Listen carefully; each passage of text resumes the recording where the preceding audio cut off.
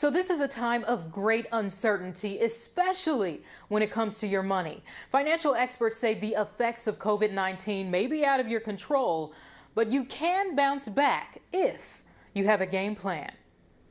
Soaring unemployment rates, the stock market hitting historic lows. We're in uncharted territory right now. It's unreal. Brian Gilder, a certified financial planner, says the average American doesn't have a strategy when it comes to finances, even on a normal day. So today, you're getting a crash course for free with tips from Gilder's latest playbook, a coronavirus checklist. First, he says you should establish an emergency fund. Look at your credit card and bank statements to see where you can cut any non-essential expenses. Look, right now it's about survival mode and being less panicked. And, making sure we have the food on the table and making sure that we have a roof over our head. And so I'm going to check my bank statement. I'm going to take your advice. So, boom, hair. I'm not getting my hair done right now. I can save money on that. Another one, gym membership. Saving money on that too. Nails, another one. And that's money I can save and put right into my emergency fund. Next, contact your credit card company immediately if you're having any trouble paying your balance. Many people are afraid, like if I call them, I owe all this money. But if you don't do anything, then they're going to assume that you're going to pay. Many credit card companies are offering relief from interest and late fees, but you need to call and speak up if you need help. Same rules apply if you can't pay your mortgage or rent. And file your taxes now if you can. A tax refund plus a stimulus check plus unemployment benefits for those out of work. These funds can create a cushion to get you by for the next few months. I also asked that financial advisor if you should still contribute to your 401k. Could that money be used for something else? He says your 401k is one of the best ways to build wealth. He says that is for the long term, not emergencies. So he advises you to not touch it unless you absolutely have to. Here with your...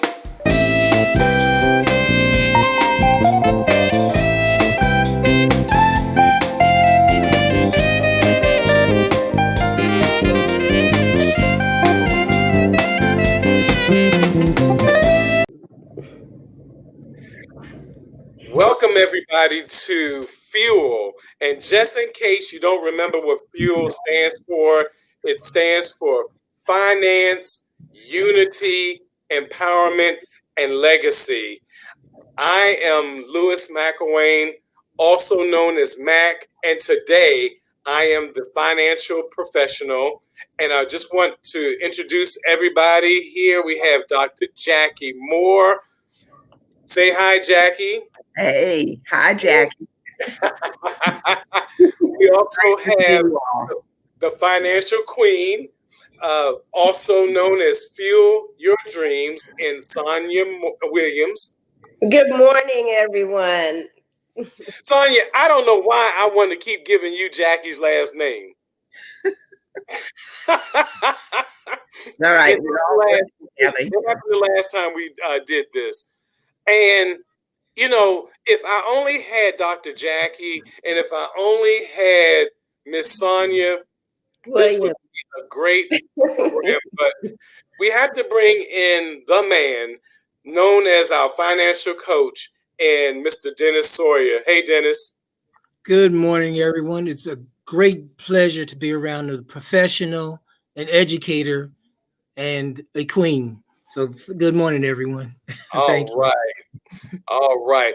Well, when we were in planning earlier this week, we had talked about continuing on with debt management. However, it seems that in this particular day and age, maybe we should focus our efforts on something that's a little more current. And so what I want our audience to know is that for today, we're going to be talking about surviving the COVID-19 pandemic. And that's about getting your financial house in order. And we're going to talk about the do's and the don'ts. And so let's not delay this and just anybody jump in with just an opening comment and we will let it roll. Well, I guess I'll start. I like starting. Um, I was thinking about COVID and what we could do, and there's always the good and the bad and the ugly. I came down with COVID, and I don't wish that on anyone. And I was talking to Dr. Jackie. Actually, we go to the same church sometimes, and the musicians over there are taking a hit with COVID. So it's not something we can play around with. So maybe we can talk about the do's, the don'ts, the good, the bad, and the ugly. The ugly is it will take you out. It might not cause you to need financial, not financial, final expense right this second, but there are people who I've heard about this morning who are being taken off the ventilators. That means they expect them not to be here. And now they should have had final expense in place, if you know what that is. But then we have to look at what do we do right this second when we know it's here? We know it's affecting our friends and family, So what about some do's and don'ts? I don't think I want to talk about health tips, but financial health tips, things that we can do to prepare. I was very, very happy that I started a business. I started a home-based business, and when I got sick and I was out for basically 6 weeks, probably 7 if you count the cough I had, where I couldn't talk, I couldn't breathe, I couldn't walk, I wasn't sleeping well. There was a good point though. I did lose 15 pounds. So now I'm bringing sexy back. But anyway, other than that, we have things like how do you prepare for those emergencies? We don't even know what an emergency really means anymore, because think back to January. And only thing was happening in January, we just finished celebrating the New Year's, and we're hoping that this was the last year of a major 4-year event. And we're trying to do things better. But did we prepare right? Did we prepare for that emergency that came? And I was so happy that in January and February, I started really planning. I've always planned for the future, but I really started getting prepared for the future. So what about the do's and the don'ts? And then we can go for the good, the bad, and the ugly. Well, you started, and our topic is about COVID, which is health. And one of the mottos that we often put out is that your health can be the biggest buster of your wealth. And so it's paramount that you think about the things, because until we have a crystal ball that tells us what's going to happen with us in the future, that emergency is going to hit our financial house and blow us away. So, Dennis, you mentioned financial expense. And so I just think I'll just elaborate on that a lot. I mean, for a moment. Yeah. For a moment. So if you are a TV watcher, you're always seeing, I'm so glad I've done these things to help my children.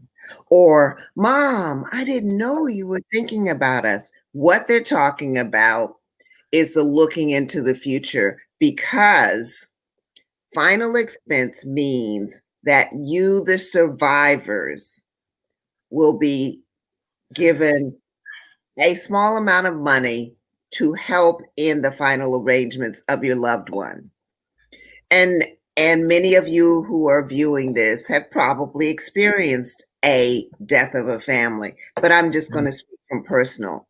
When my mom was sick, the last thing I wanted to think about was running around how I was going to prepare to pay for it, because I wanted to be there for her. And so you think about doing these things in advance of the emergency or in advance of an illness. So there are vehicles, we call them financial vehicles, policies. There are places you can put your money in preparation for the time that you need to be provided for as far as your wishes. And you think about what that means for your wishes and quote unquote how much it will cost. Sorry to say, but even at death, there is the cost. There are tax consequences, but there are funeral arrangements. And you do not want to be taken advantage of by a person who is in the business of providing those things. So not to say they're unscrupulous. I'm simply saying that when you are really sad, you may not think as clearly. And so you may spend more. And to have a final expense policy available is very helpful. So anybody else want to elaborate on another do or a don't? But Yes. so the do is to think about that. Thank you. I would like to chime in with something we can definitely all benefit from and do right now. Now's a great time to tap into, excuse me, y'all, having multiple streams of income, right? Mhm. So we all are comfortable when we have our job, but what happens, when we suffer things like the current situation, economic crisis we're in now with the pandemic? How can we offset that in advance? Because we know it's not going to leave anytime soon. So we should start looking to see what else is out there. Think about your gifts and your talents. What are you good at? What have you done on your spare time? Are you, do you bake goods, right?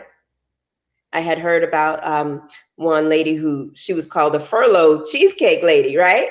Y'all remember her? Mm-hmm. And she lost her job, or maybe she lost her wages. She needed to find an alternate stream of income. So one thing I'm happy that we're all doing is we're helping our clients, we're helping individuals to see what else is out there that they can take advantage of to make sure that they do have an additional stream of income coming in.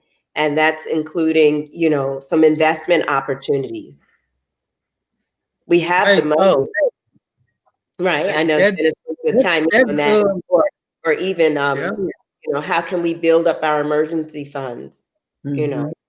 How can we offset the debt that we know we gotta take care of our debt, right? And right. and then once we tap into these additional streams of income, we have to make sure that our protection is there. That's number one. Have that stream of income so you can continue to keep your protection in place, your insurances. So that's what I'll share for now. Wow. Yeah, that's what I did on a personal level.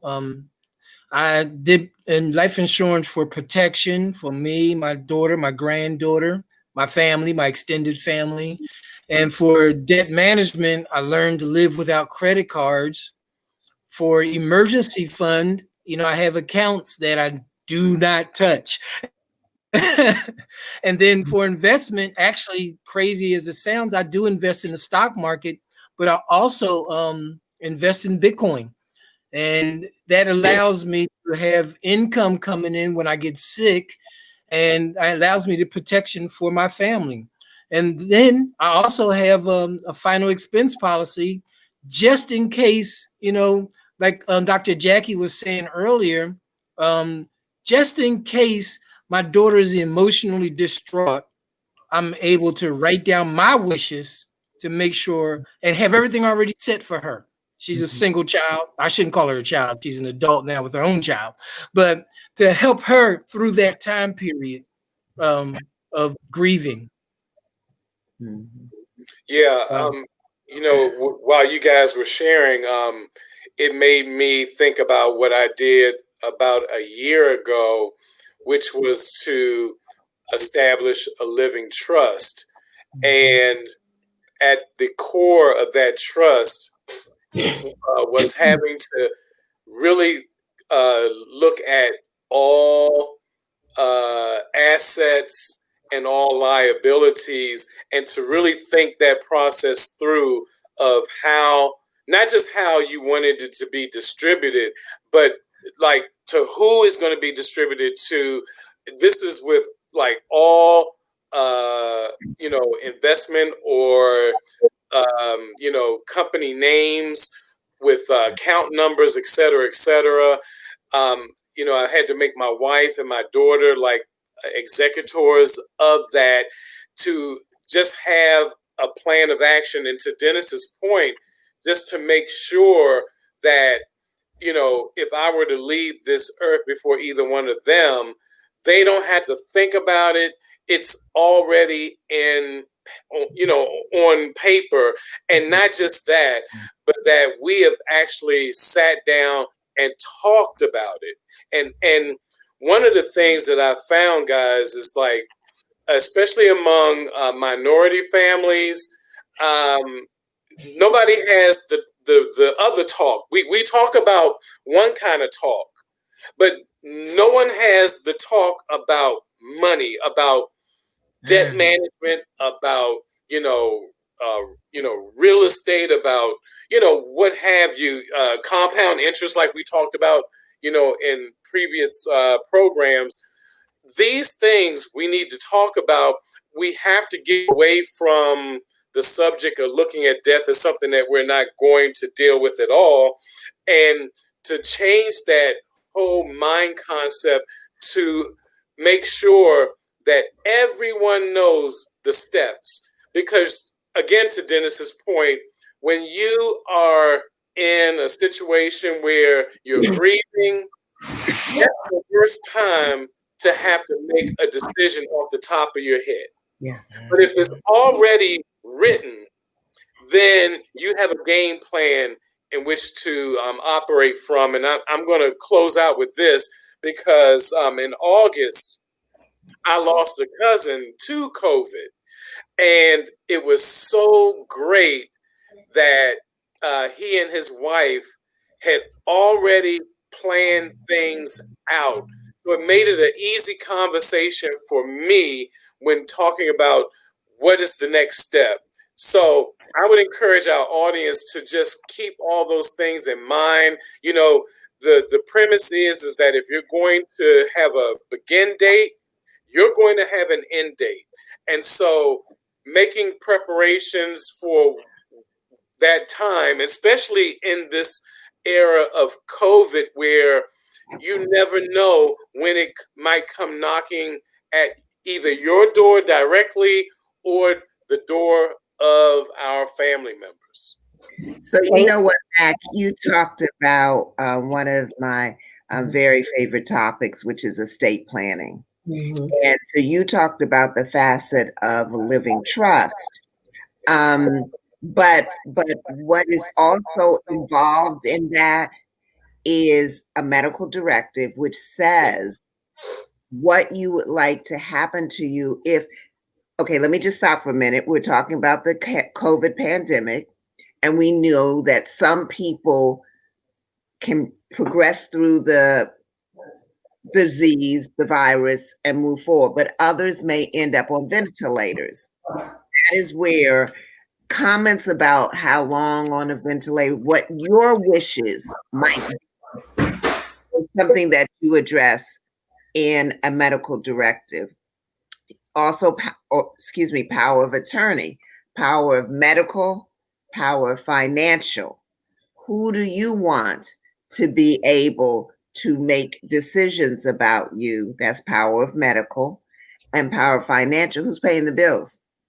So if you're the only child in the family, but if you have several brothers and sisters, mom, dad, whoever may be involved, may have desired for Susie to do it, and Mark is doing it.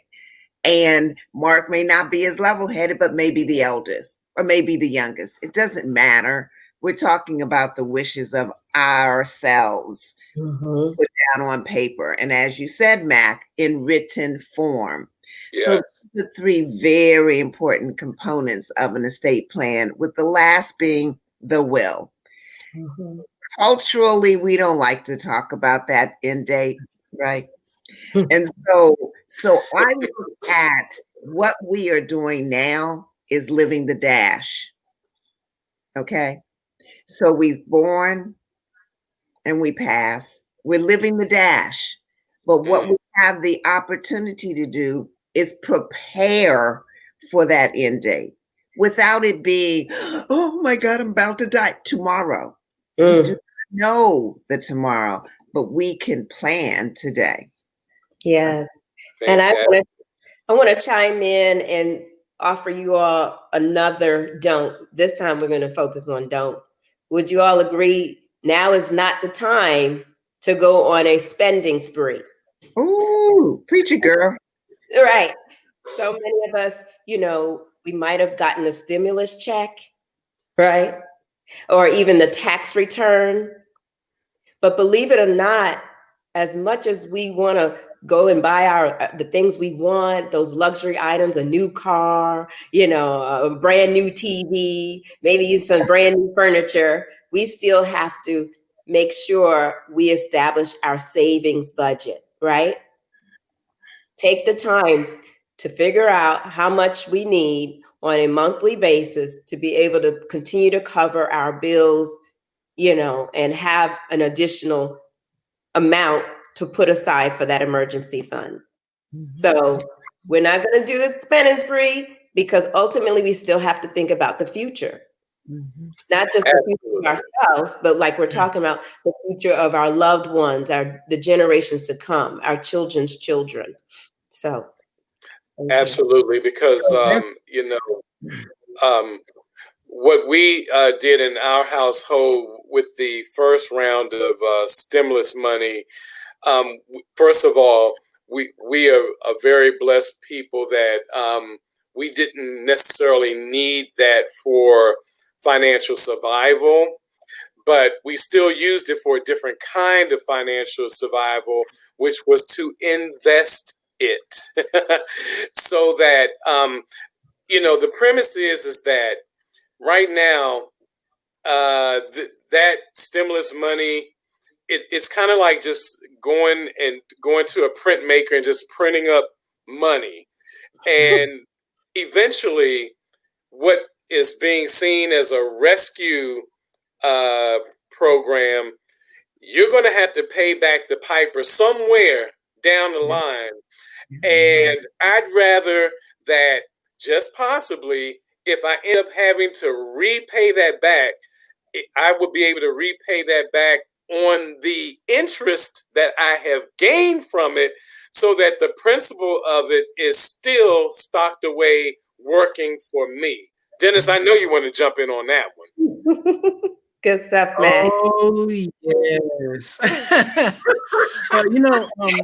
talked about Bitcoin earlier, but Bitcoin is just another cryptocurrency. And like Max said, you got to have something coming in all the time. Or like Dr. Jackie said, multiple streams of income. Or like Sonya said, there's some do's and there are some don'ts.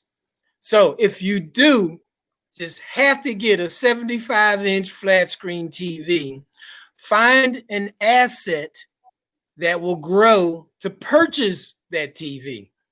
If you got to get a car, but you don't need one right now, find an asset. And hopefully we'll be able to talk about assets. There are plenty of them out there. It's just your understanding. So there are, I guess sooner or later we'll talk about the understanding of cryptocurrency so we can teach people not to be afraid of it. When I started learning about it, I admit it was 4 months ago. I knew about it, but I didn't understand it. And 4 months ago, Bitcoin was $9,000. And today, I'm looking at it right now, it's $16,164. So that means had you been invested, your money would almost have doubled by now. So you got $100, it'd be worth $200. Now you got an extra $100 that you did not have to work for. And I believe that every dollar you don't have to work for is a great dollar. So imagine if you had $200 to save up. Yes, it is an investment. This is not an investment device. We're just trying to let you see what we have done to change our futures. I invest in cryptocurrencies because it's the new thing. It's could possibly change the world. And in 4 months, to be able to double your money has been amazing. So what is cryptocurrency? Actually, it's the same as the dollar bill, just without federal controls. What does that mean? You know, the Fed devalues your money 2% a year. They have total control. You got inflation, you got taxes. Yeah, pay your taxes.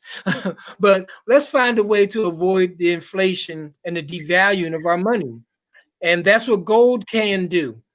Well, that's what they tell you. And they just found 400 million metric tons in Russia. So I expect the price of gold to start going down eventually once they start mining it. But who knows? I don't know that. I just know that when you find that amount of an item is no longer scarce, the price usually goes down, which makes cryptocurrencies so valuable because most of them are scarce and the value cannot be manipulated by Guatemala or That was the trouble. There's if you know anything about Venezuela, they devalued their money so much that instead of giving them $1 billion, they had to weigh the money, put it on a scale to figure out how much it was worth. Can you imagine that? So cryptocurrencies are huge in Venezuela because the government will and can tell you that your dollar is worthless. It's been done in Nigeria. There was the 500 naira and 1,000 naira, where they just said no more. They're worthless. So if that's what you kept your money in, you lost all your investment. But in cryptocurrency, no one can inflate it. And like Max said earlier, you can't just print it. And I'm not trying to sound like a commercial for crypto. I'm just saying that find an asset to help you with your do's and your don'ts. That's what I was saying, basically. Yeah. And I just want to add, for surviving the COVID-19 pandemic, we want to ultimately be in a financial position where we're not concerned about money. I know it sounds difficult during this time, but that's our ultimate big goal. We want to make sure that we're doing the things necessary to take care of our now and prepare for our future.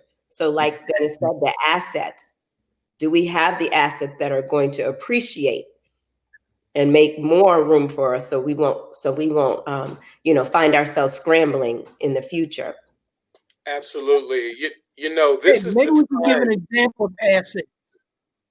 Oh, go ahead, Dennis. I'm What do sorry. you think, Matt? I'm sorry. I was going to say, let's give people an example of assets real quick, just a short. So if each one of us say an asset, then we'll go back to you, Mac. I didn't mean to cut in. So most time when I talk to people, they think their house is an asset.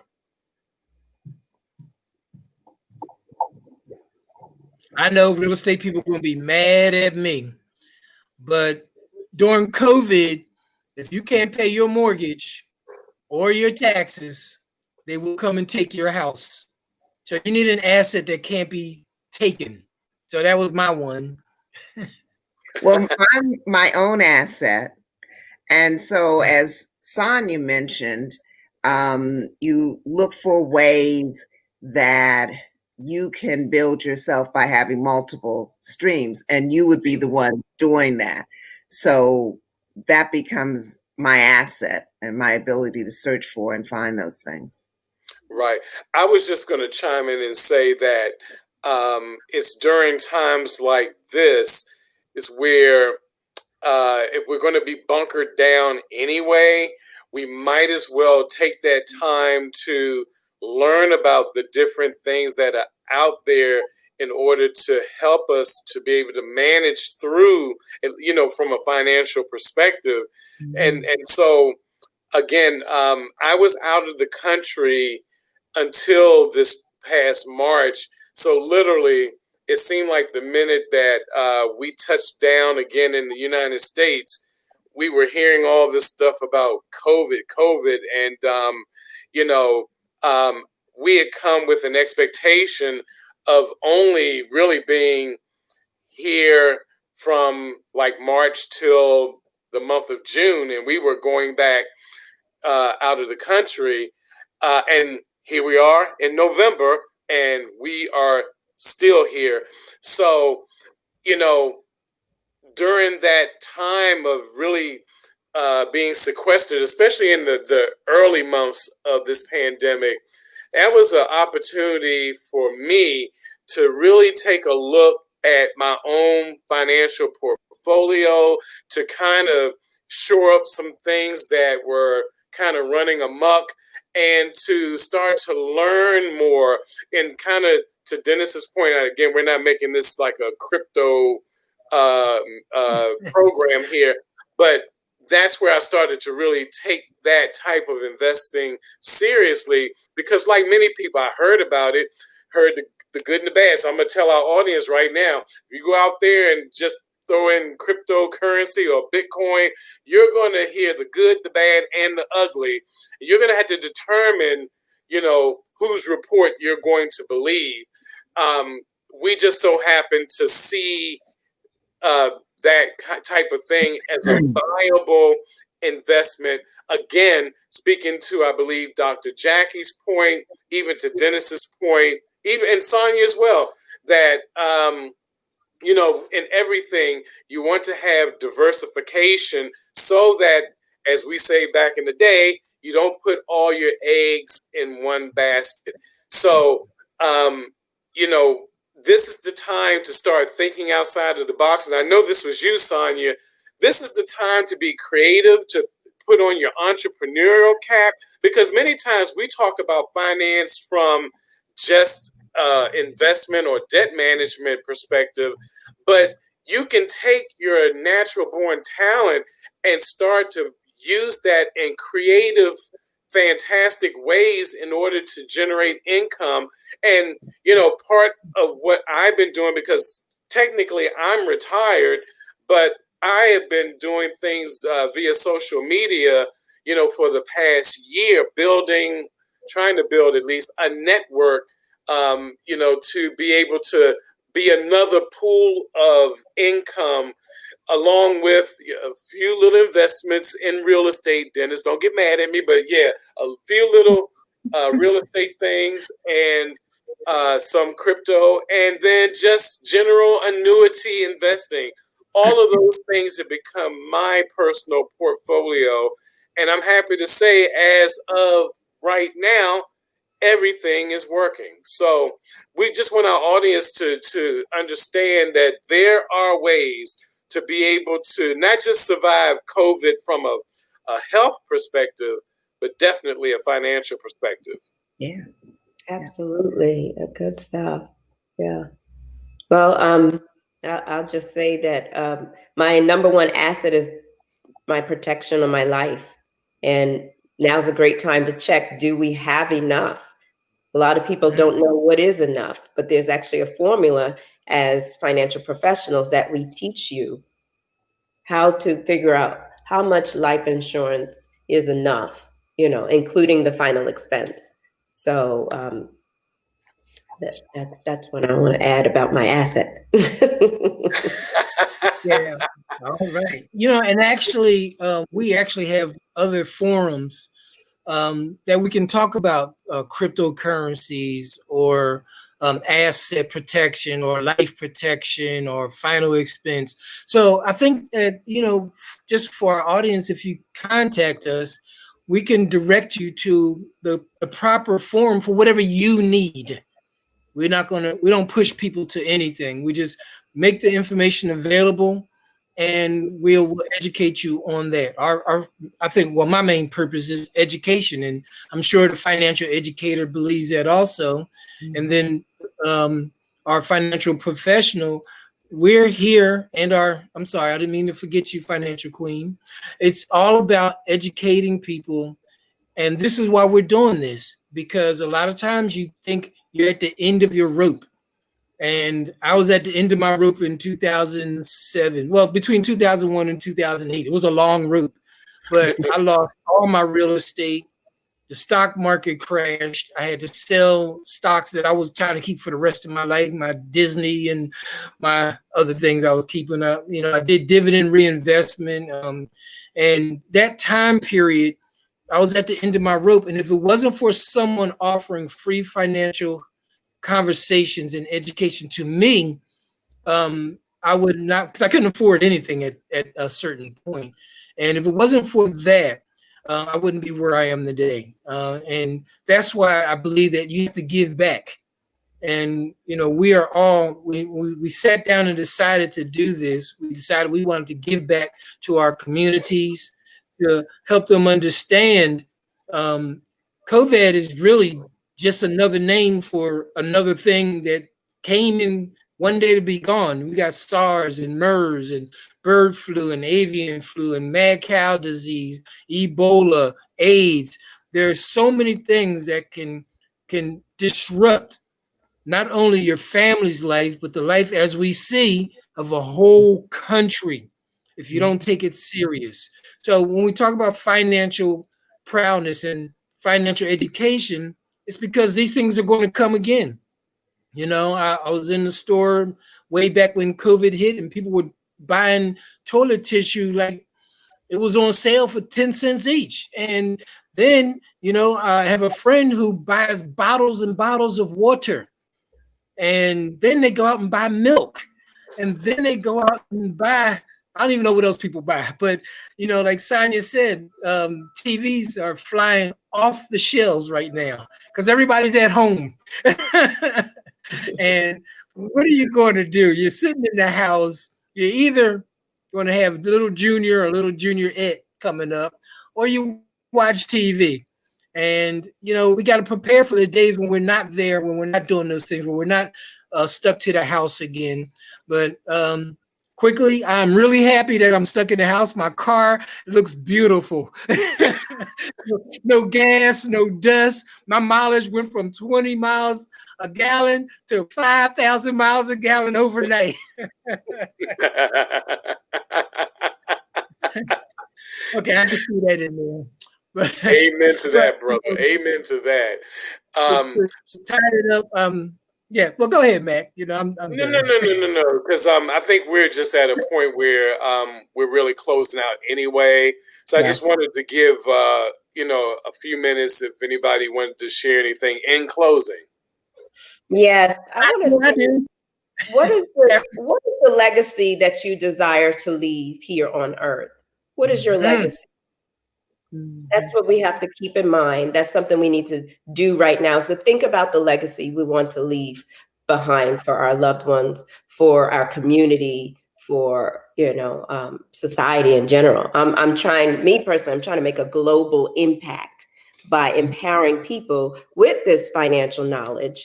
And when we talk about making sure we have our financial house in order, we've all been discussing those key components of protection, debt management, emergency fund, and investments. Excellent. And, as our title, Fueling Future Generations, that is why this came up. We are in the DC, Maryland area, and they are talking about changing our COVID level to 1. And, so because the pandemic is hitting people at a higher rate, which we're hearing is happening nationally. So it was very much on our mind to talk about this topic.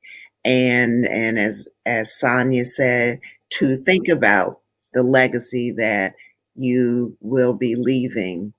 You think about it through what you're doing at the end of the dash. What are you doing during the dash, and what do you do after? Good. Excellent. As a financial coach, I help people get over hurdles. I don't tell you how to run. You already know how to run. But I tell you how to get over the hurdles and get around them and what hurdles can come. Excellent. So for our audience, if you need to get in touch with any of us, you can simply go email us at fuelingfuturegenerations2020@gmail.com, and our financial professionals will make sure that they respond to any and all inquiries. Guys, it has been a great session. It's been fabulous just talking about this. I'm glad that we did a kind of redirect on what we had thought we were going to talk about to just deal with this most prevalent subject. So on behalf of Dr. Jackie, Dennis, Sonya, and myself, have a great rest of the day. Take care, guys. Take care. To Take your care. success. Bye.